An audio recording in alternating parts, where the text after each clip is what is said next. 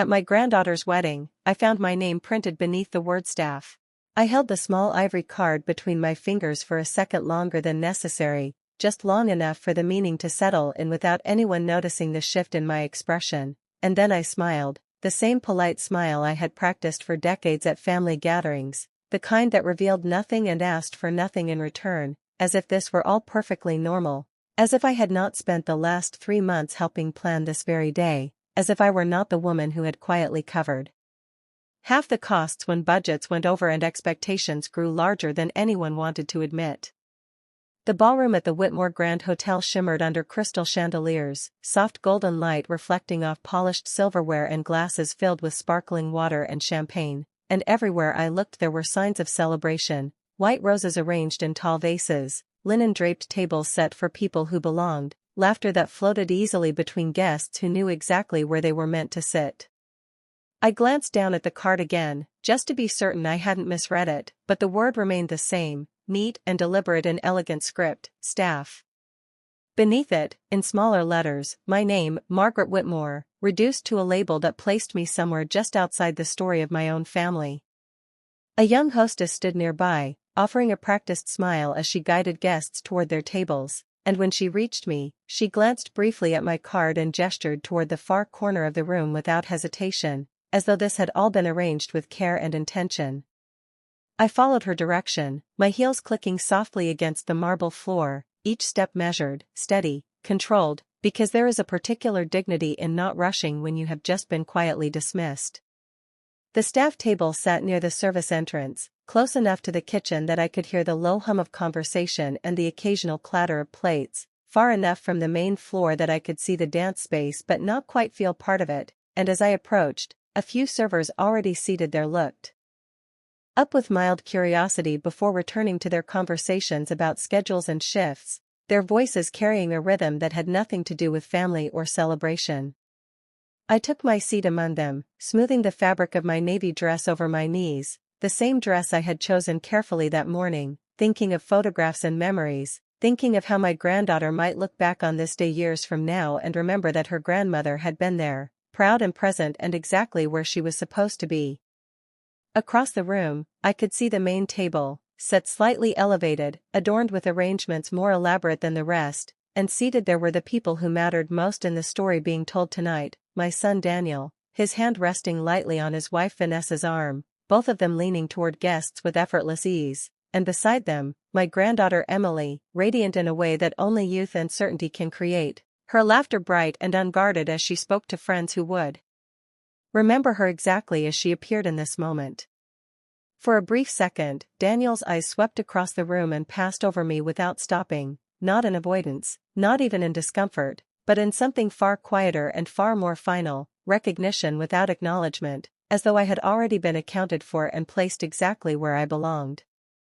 I folded my hands in my lap and allowed myself to breathe evenly, because there are moments in life when understanding arrives all at once, not loudly, not dramatically, but with a clarity so precise it leaves no room for doubt, and sitting there at that table, I realized that nothing about this was accidental, not the card, not the placement, not the way no one had approached me with an explanation or apology, and certainly not the way everything continued to unfold as though I were simply part of the background, another detail arranged to support the illusion of a perfect evening. A server beside me leaned in slightly, lowering her voice as she spoke to a colleague about the seating chart, mentioning adjustments that had been made earlier in the day, last-minute decisions directed by the bride's mother and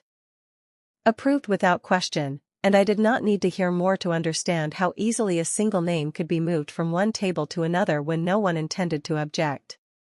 I lifted my gaze again toward the center of the room, watching as guests rose from their seats to greet one another, glasses clinking, smiles exchanged, and I felt something within me settle into place, not anger, not even sadness, but something steadier, something colder, the kind of clarity that comes when you finally see a situation exactly as it is without the comfort of assumption or the softness of hope.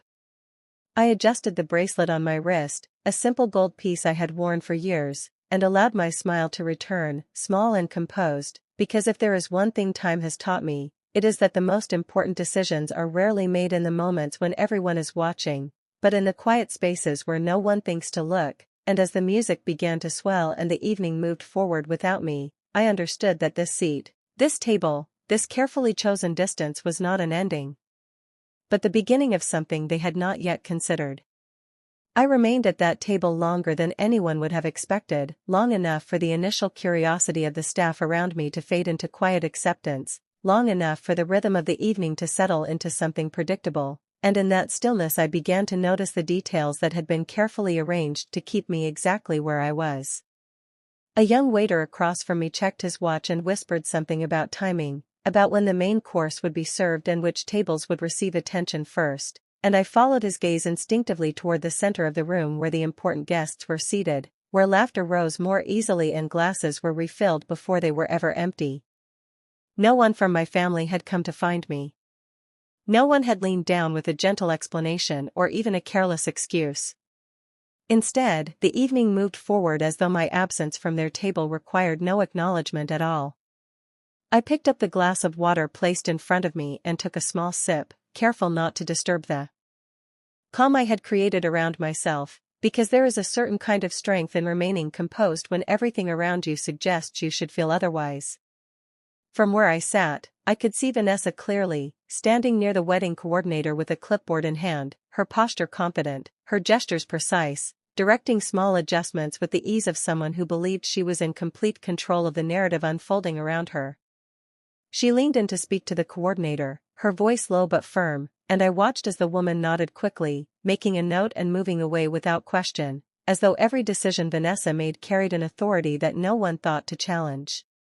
Daniel stood beside her for a moment, listening, then placing his hand lightly on her back before turning to greet another group of guests, his expression relaxed, his movements seamless, as if he had practiced this role so often that it required no effort at all. I wondered briefly when that ease had replaced the quiet attentiveness he once showed me, the way he used to notice when something was not right even before I said a word, but I did not linger on the thought because some realizations, once acknowledged, do not need to be revisited to be understood. A soft burst of laughter drew my attention back to the main table where Emily was now speaking animatedly with her friends, her face lit with the kind of joy that belongs to someone who has not yet learned how quickly people can rearrange their loyalties when it suits them. I felt a flicker of warmth for her, something genuine and unguarded, because whatever had been decided tonight had not come from her, not directly, and yet she sat at the center of it all, benefiting from a version of the story that had quietly removed me from its frame. The servers beside me continued their quiet conversations, one of them mentioning how the seating chart had been finalized only hours before the ceremony, how there had been a last-minute change that required shifting several names, and I let the words settle without reacting, because they confirmed what I had already begun to understand, that this was not a mistake made in haste, but a decision made with intention, one that had been carried out smoothly enough that no one felt the need to question it. I set my glass down carefully and folded my hands once more, my fingers resting lightly against each other, a small habit that had always helped me think more clearly, and I allowed myself to observe rather than participate, to listen rather than respond, because there is a kind of clarity that only comes when you remove yourself from the expectation of being included. Across the room, Vanessa turned slightly, her eyes scanning the tables with a practiced awareness, and for a brief moment her gaze met mine, not with surprise, not with discomfort, but with something far more deliberate, a calm acknowledgement that told me she knew exactly where I was sitting and exactly why I was there. She held that look for just a second before offering a polite smile, the kind one gives to a distant acquaintance, and then she turned away, her attention already moving on to something she considered more important. I returned her smile just as calmly, because in that exchange there was nothing left to interpret, nothing left to question, only the quiet confirmation that the distance between us had been carefully constructed and firmly maintained. The music shifted slightly as the first course was served, plates arriving in coordinated movements that mirrored the order of the room itself, and I watched as the main table received their dishes first, servers moving with an almost rehearsed attentiveness, while our table waited just a little longer, just long enough to feel the difference without needing it to be announced. I did not mind the delay. In fact, I welcomed it, because it gave me more time to sit with the understanding that had settled over me, more time to consider what it meant to be placed on the outside of something you had once believed you were at the center of. I adjusted the napkin on my lap and straightened my shoulders slightly, not out of habit but out of intention, because if there was one thing I refused to surrender, it was the quiet dignity that no one else could assign or remove. And as the evening continued to unfold in its carefully orchestrated way, I remained exactly where I was, not forgotten, not overlooked, but deliberately positioned, and for the first time since I had taken my seat, I allowed myself to think not about why it had happened, but about what I would do with the clarity it had given me. The second course arrived with the same quiet precision as everything else that evening, plates set down gently, utensils aligned just so, and I noticed how even the smallest movements in the room followed an invisible hierarchy, one that did not need to be announced because everyone seemed to understand it instinctively, everyone except, perhaps, those who had just been placed outside of it. I picked up my fork and paused for a moment, not because I was uncertain, but because I was listening, not to the music or the conversations that filled the space, but to the subtle shifts beneath them, the kind that only become visible when you stop expecting things to feel the way they once did. A server standing just behind our table leaned slightly toward another and murmured something about the main table requesting a specific wine pairing, her tone careful, respectful, and I watched as the request was carried out immediately, as though there were no question about whose preferences mattered most in a room like this. It was not the request itself that caught my attention, but the ease with which it was granted, the absence of hesitation, the quiet acknowledgement of importance that followed certain names and not others. I set my fork down again and rested my hands lightly on the table, allowing the moment to pass without drawing attention to it, because there is a kind of understanding that does not require reaction, only recognition. Across the room, Daniel rose from his seat and stepped toward a group of guests near the edge of the dance floor, his movements smooth, practiced, his smile consistent, and I watched as he placed a hand on one man's shoulder, leaning in slightly as they spoke, the gesture familiar in a way that reminded me of years past, of how he used to stand beside me in crowded rooms, making sure I was included, making sure I never felt out of place, and I wondered, not for the first time, when that instinct had changed, when it had become easier for him to look past me than to look for me. Vanessa remained near the center, her attention divided between the coordinator and the guests who approached her, her expression warm, welcoming, but always controlled, always measured, and there was something in the way she moved through the space that suggested she had anticipated every detail, every possibility, including this one. A woman seated beside me, one of the servers who had been quietly observing the room, glanced in my direction and offered a small, almost hesitant smile, as if she sensed that I did not quite belong there but did not wish to make it obvious, and I returned the gesture with the same calm politeness I had offered everyone else, because dignity does not depend on where you are seated, only on how you choose to remain.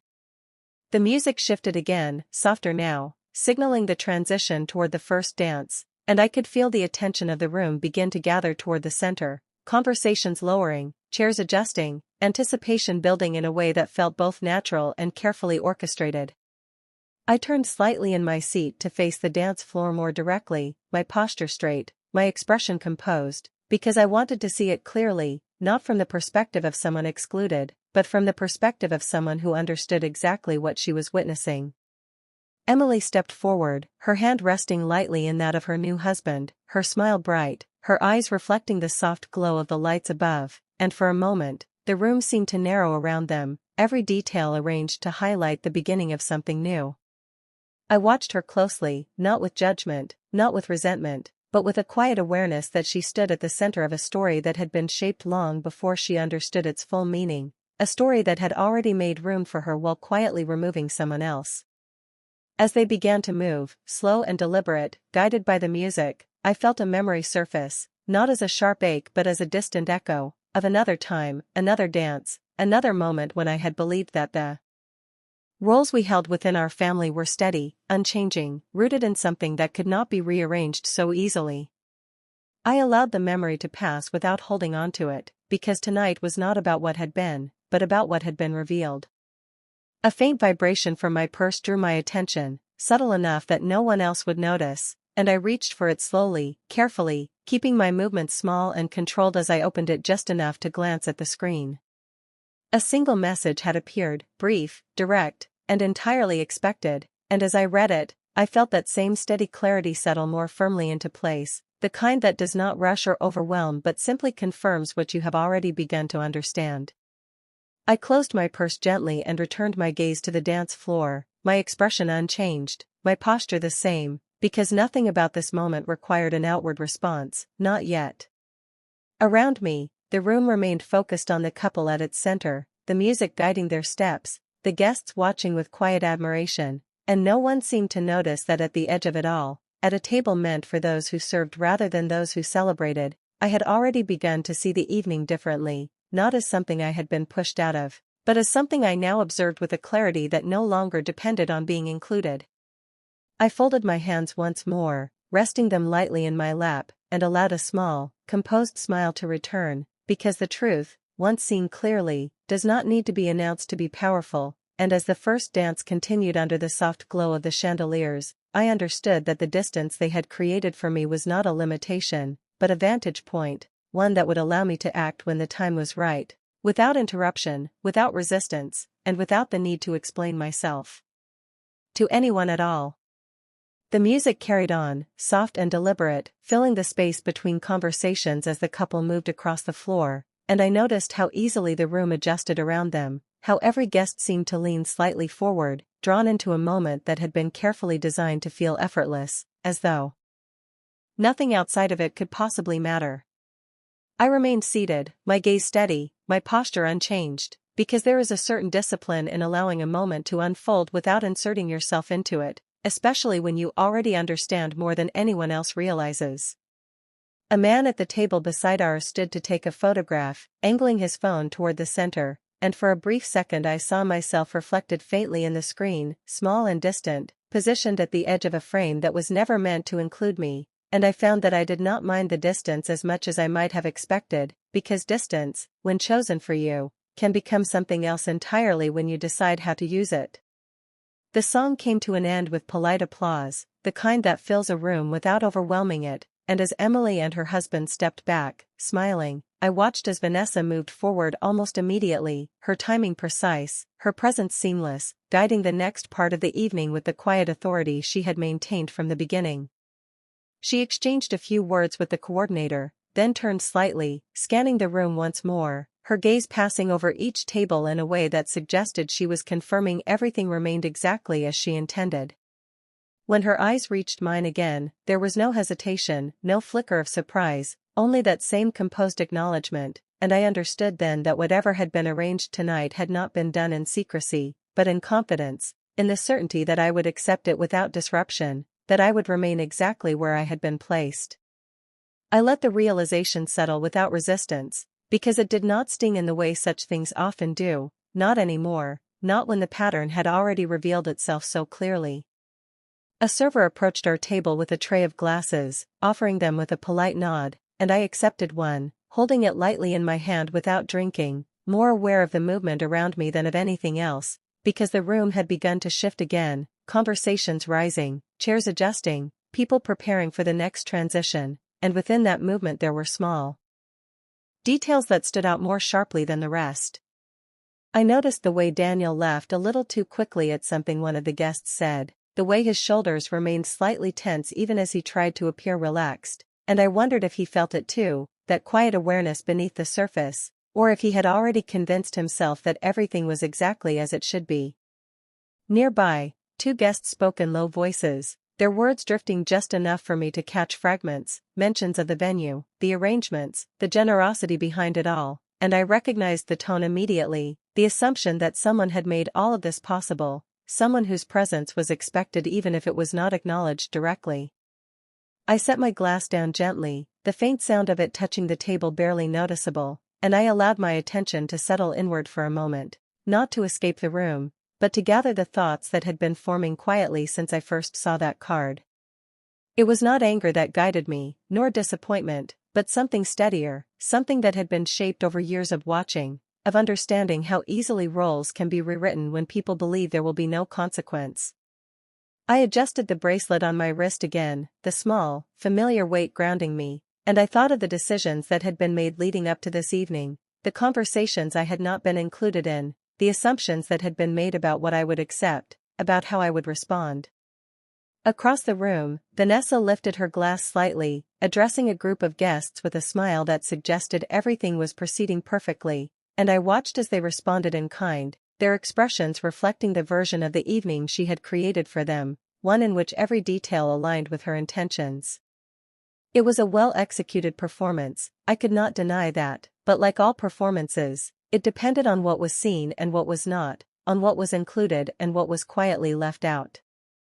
I folded my hands once more, resting them calmly in my lap, and I let my gaze drift across the room, taking in each detail without urgency, because there was no need to rush. What had already begun to take shape? The message I had received earlier lingered in my mind, not as a disruption, but as a confirmation, a simple acknowledgement that the pieces were already in place, that nothing I had seen tonight existed in isolation, that every choice made by others had quietly set something else into motion. I breathed in slowly, the air cool and steady, and allowed a small, almost imperceptible smile to return, because there is a particular kind of strength in knowing that while others are focused on maintaining appearances, you are no longer bound by them. The room continued to move around me, conversations blending, laughter rising and falling, the evening unfolding exactly as planned, and yet beneath it all, there was a shift that no one else seemed to notice, a subtle change in direction that had already begun, one that did not require announcement or attention, only time.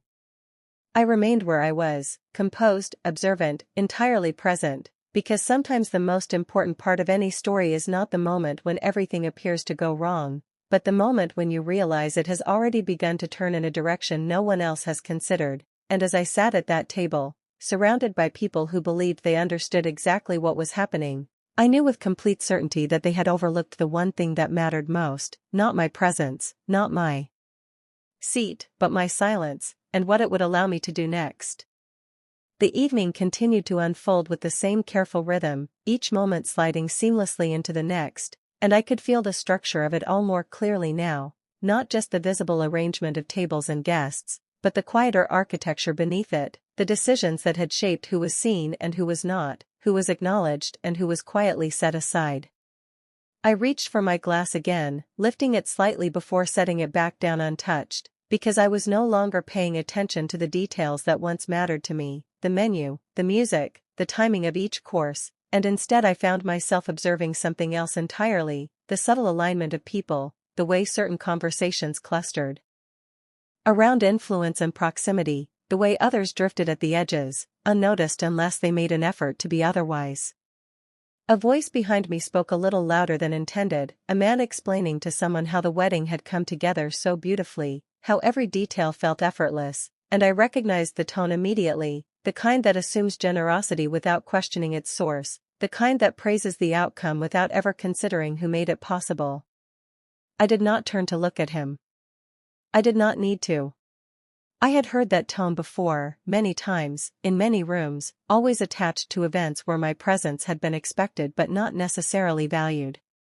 Across the room, Vanessa was speaking again, this time addressing a small group gathered near the center, her voice warm, confident, as she thanked them for being part of such a special day, and I noticed how easily she occupied that space, how naturally others responded to her, as though she had always been the one holding everything together.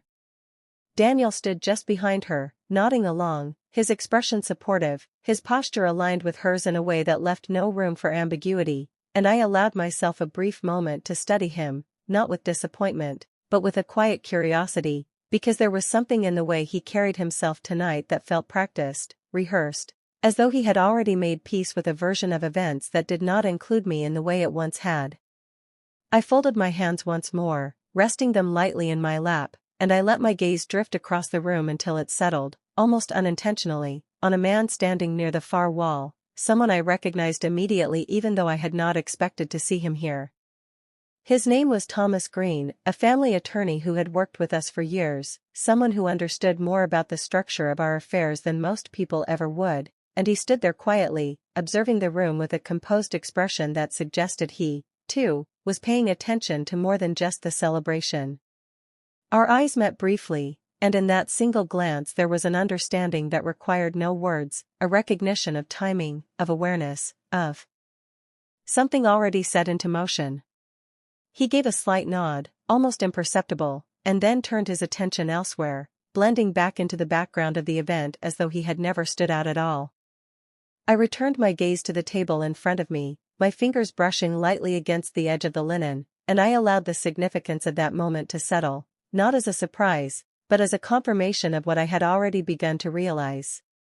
Nothing about tonight existed in isolation.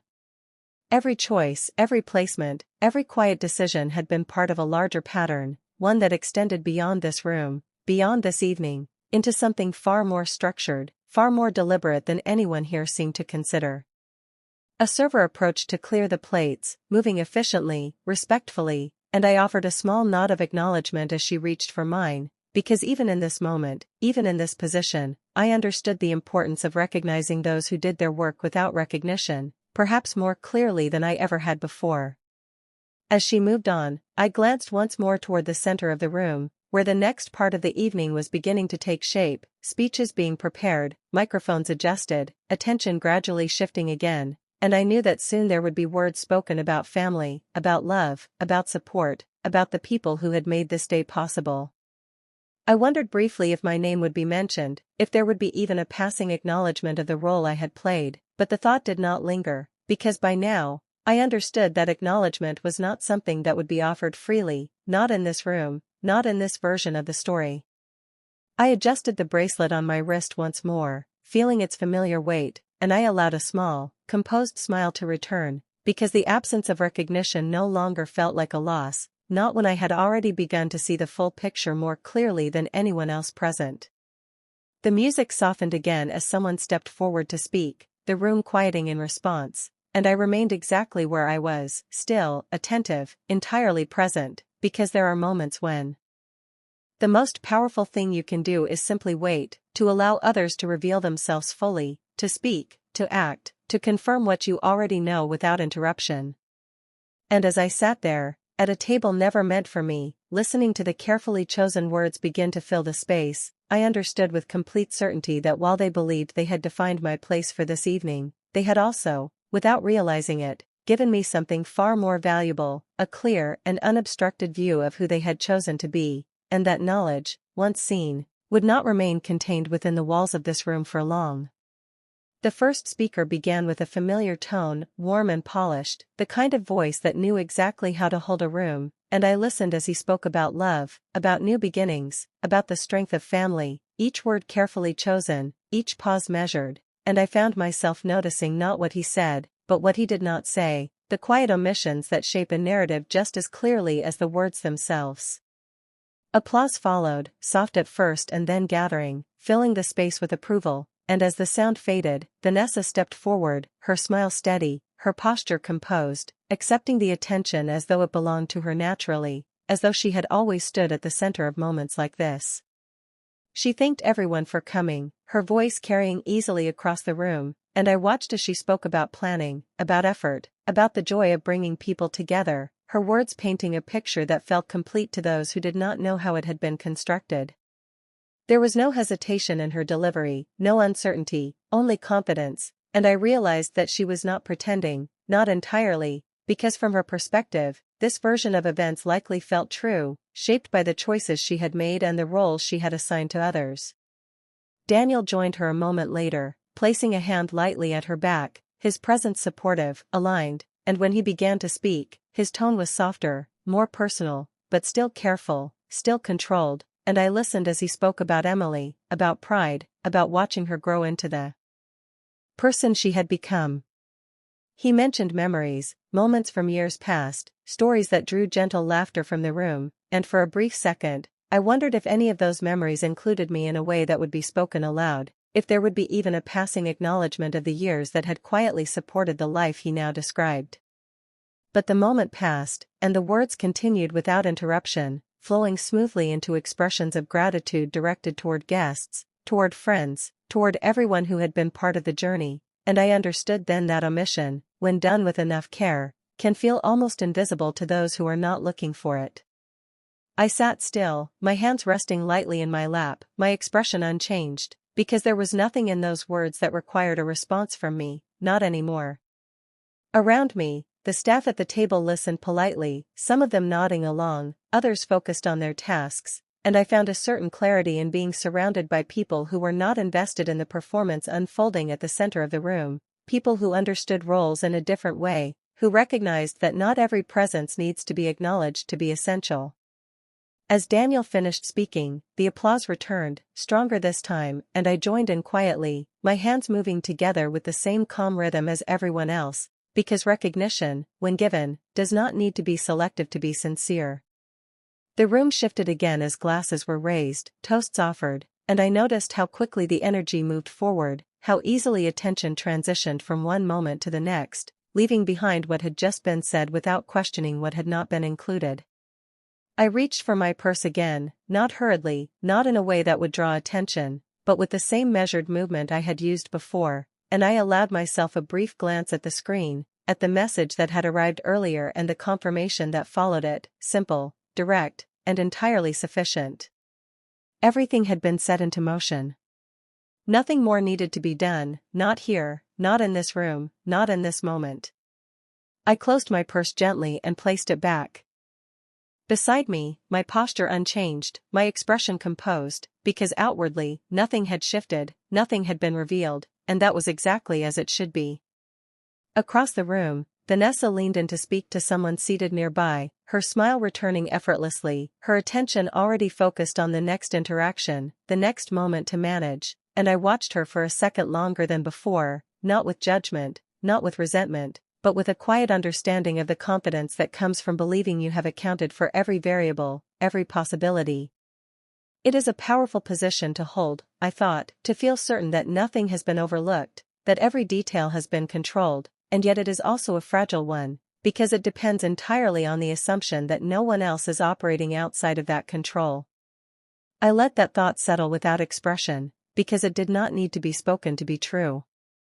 The music began again, lighter this time, signaling a return to movement, to conversation, to celebration, and I remained seated for a moment longer, allowing the transition to pass before I made any movement of my own, because timing, I had learned, is rarely about speed, but about precision.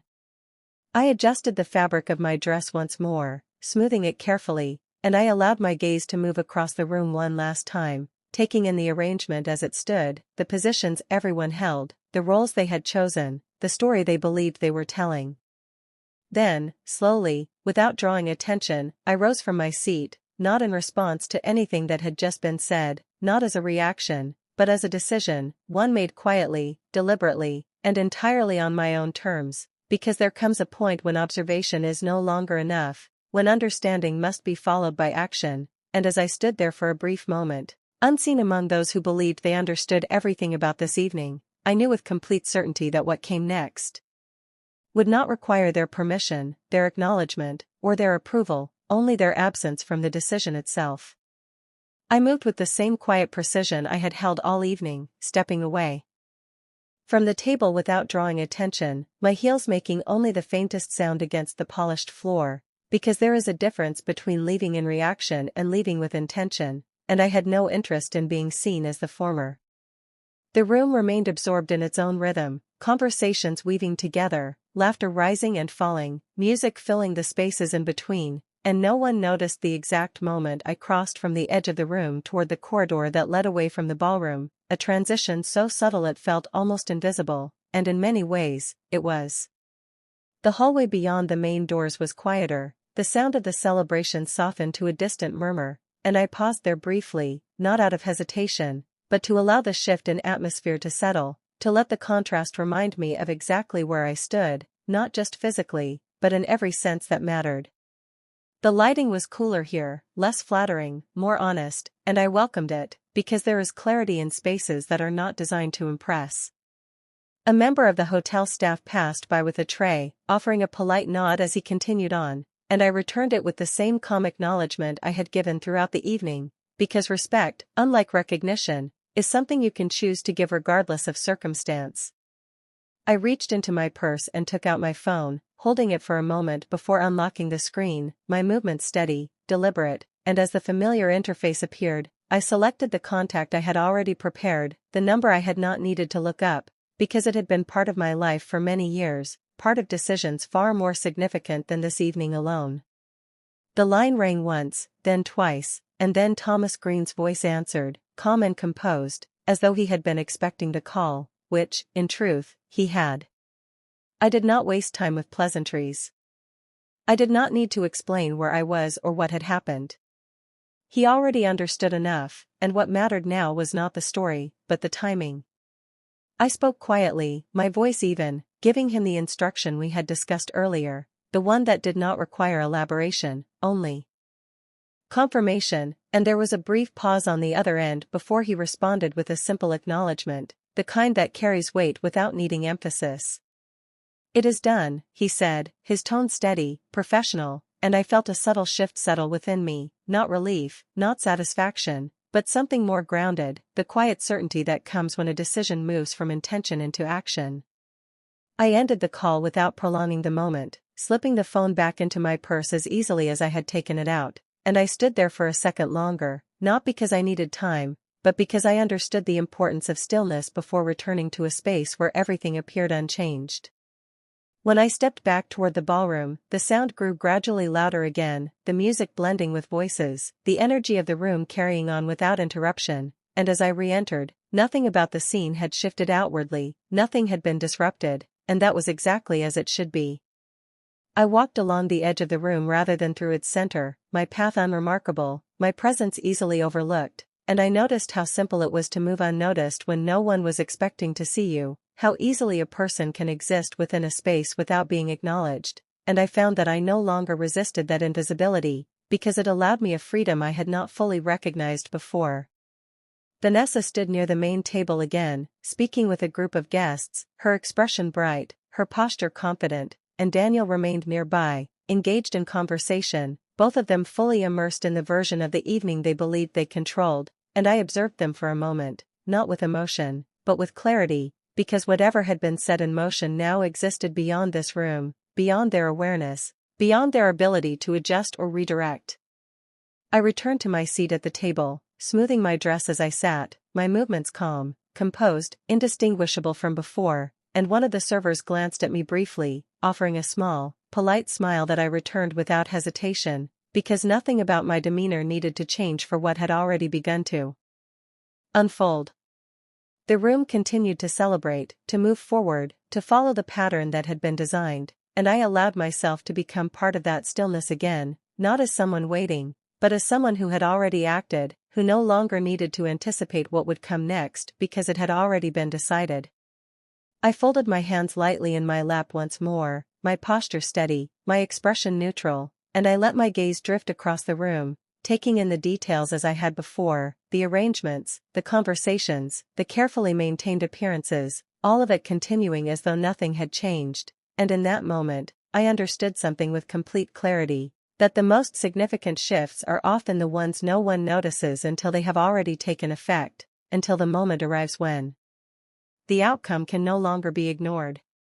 And as I sat there, once again at a table never meant for me, watching a celebration that believed itself to be intact, I knew that the true center of this evening had already moved, quietly, deliberately, away from where they thought it had always been, and there was nothing left for me to do but wait for the moment when they would finally begin to see it for themselves.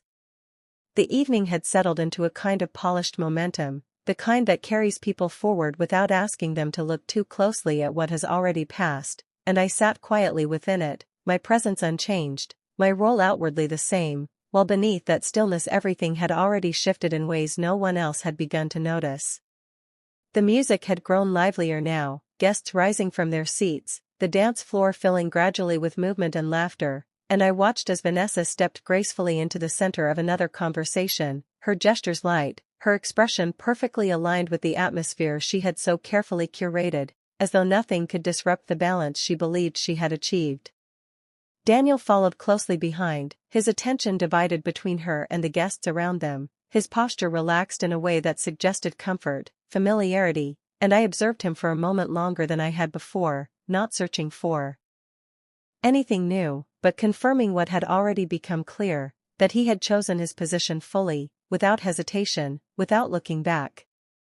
I folded my hands lightly on the table, my fingers resting against one another in a way that felt almost automatic, and I allowed my gaze to drift slowly across the room, taking in each detail as though I were seeing it from a distance rather than from within it, because perspective, once it changes, rarely returns to what it once was.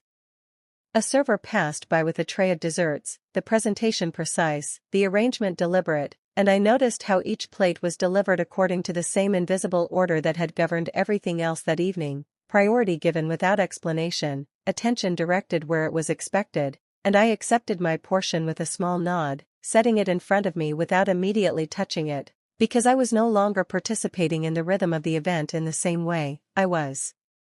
observing it, measuring it, understanding it in its entirety. Across the room, a small group had gathered near the bar, their conversation animated, their laughter easy, and I caught fragments of their words as they spoke about the wedding, about how beautifully everything had come together, how seamless it all felt, and I recognized again that tone of admiration, that assumption of effort without understanding of its source, and this time, instead of letting it pass unnoticed, I allowed myself to acknowledge it fully, not with frustration, but with clarity, because there is a difference between being unseen and being understood, and tonight, I had been offered a clear view of which one mattered more to them. My attention shifted briefly to the far side of the room where Thomas stood once again, his posture unchanged, his presence unobtrusive, and though he did not look directly at me this time, I did not need him to, because what had been set into motion did not require further acknowledgement, only time to unfold, and I found a quiet steadiness in that realization, a sense of completion that did not depend on anything happening within this room at all. The band began another song, the tempo light, inviting, and more guests moved toward the dance floor, their movements blending into a pattern that felt almost rehearsed, and I watched as Emily joined them once more, her expression bright, her energy unguarded, and for a moment, I allowed myself to feel a trace of something softer, not regret, not sadness, but a distant recognition of how little she understood about the structure that supported the life she was stepping into, how much had been decided without her knowledge, how much would continue to unfold long after this evening ended. I picked up my fork and took a small, measured bite of the dessert in front of me, not because I was hungry, but because there was a certain normalcy in the gesture, a way of maintaining balance within a moment that no longer held any power over me, and as I set the fork down again, I realized that nothing about my position in this room felt uncertain anymore. The uncertainty had belonged to earlier, to the moment when I first saw that card, when questions still lingered, when assumptions had not yet been replaced by understanding, but that time had passed, and in its place there was only clarity, steady and complete. Vanessa moved again through the room, pausing briefly near each table, offering words, exchanging smiles, and when she approached closer to where I sat, her attention did not falter, her expression did not shift, she simply continued on, her path unbroken, as though my presence required no adjustment, no acknowledgement, and I allowed her to pass without reaction, because there was nothing left to prove, nothing left to confront, only the quiet knowledge that her certainty existed within a boundary she had not yet recognized.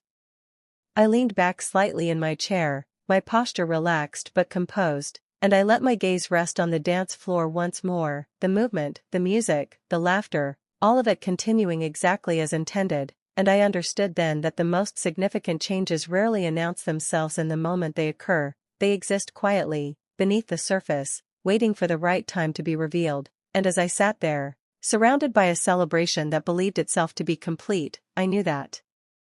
the outcome of this evening had already begun to shift in a direction none of them had prepared for, not through disruption, not through confrontation, but through something far more precise, something already set into motion, something that would not need to be explained when it finally made itself known. The evening carried on as though it had been sealed in perfection, each moment flowing neatly into the next, and I sat there with a calm that no longer required effort, only presence, because everything that needed to happen had already begun far beyond the reach of this room.